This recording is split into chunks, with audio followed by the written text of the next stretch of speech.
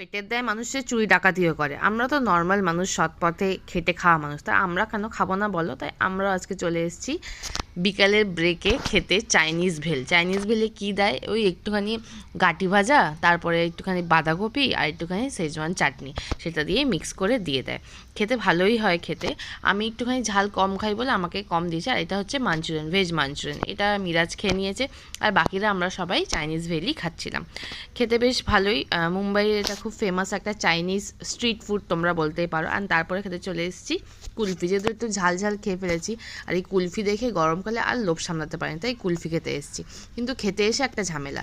এই দেখো, মিরাজ নিয়ে নিয়েছে সুন্দর ড্রাই ফ্রুটসওয়ালা একটা পেস্তা কুলফি। সেটা দেখে আমারও খুব লোভ হয়েছে যে এটাই আমি নেব, কিন্তু এর মধ্যে চলে এসছে কর্পোরেশনের গাড়ি, যার জন্য এই মানে কাকুটাকে গাড়িটা সরাতে। এখানে নিয়ম আছে যে যেখানে সেখানে ব্যবসা করতে পারবে না উইদাউট লাইসেন্স। তো আলটিমেটলি আমি আমার আইসক্রিম নিয়ে চললাম অফিস।